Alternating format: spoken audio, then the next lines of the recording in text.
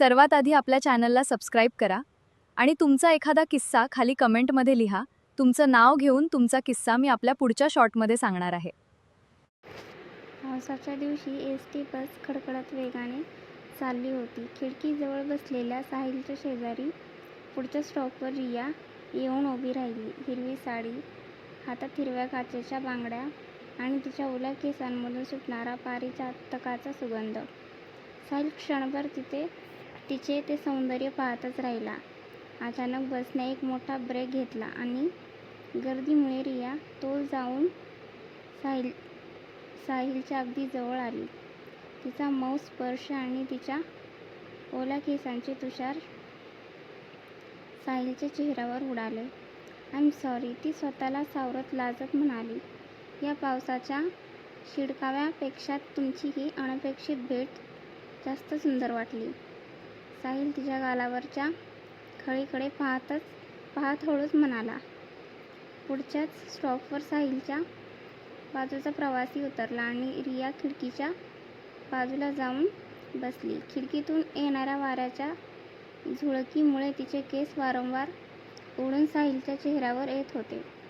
रियाने ते हळूच कानामागे सरकवले. मी साहिल. आणि तुम्ही? त्याने हळूच तिच्याकडे पाहत विचारलं. रिया. तिने मंद हसून तिचं नाव सांगितलं. नाव जितकं गोड आहे तितकीच तुमची ही लाजरी नजरही खूप सुंदर आहे.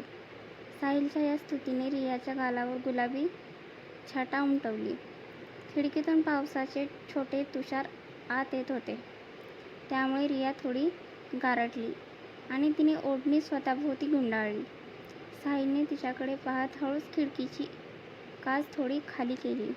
Thank you. तुम्ही खूप काळजी घेणारे दिसता. रिया त्याच्या डोळ्यात पाहत म्हणाली.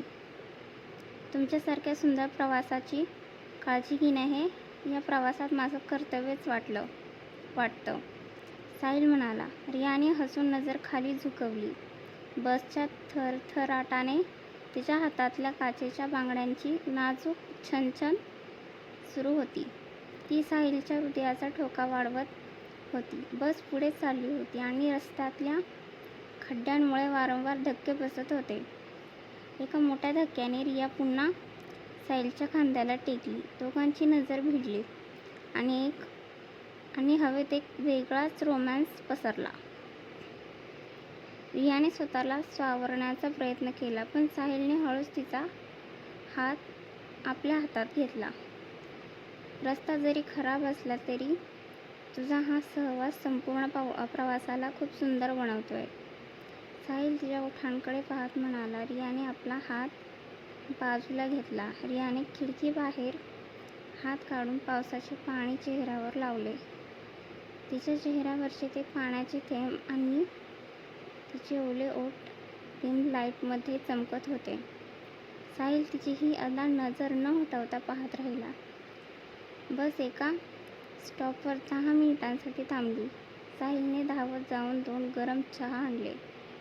चहाचा कप रियाच्या हातात देताना दोघांची बोटे एकमेकांना स्पर्श करत गेली. हा चहा गरम आहे, पण तुझ्या या गोड हसण्याने हवेत जास्त ऊब आलीये.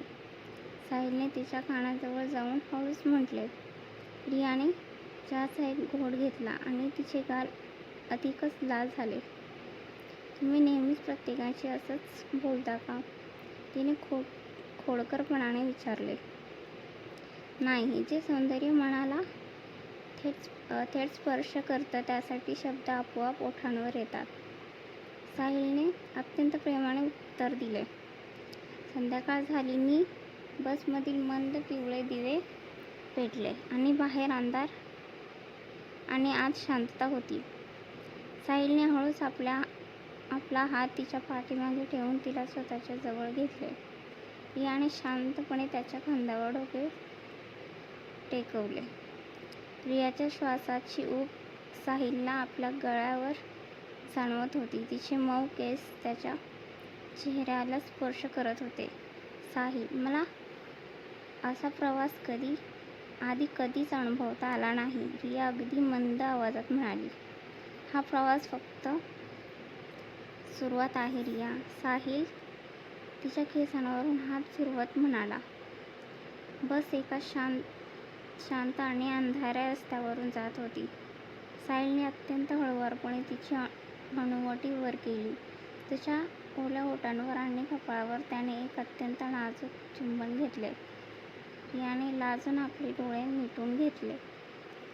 दोघेही एकमेकांच्या बाहुपाशात पूर्णपणे हरवून गेले होते.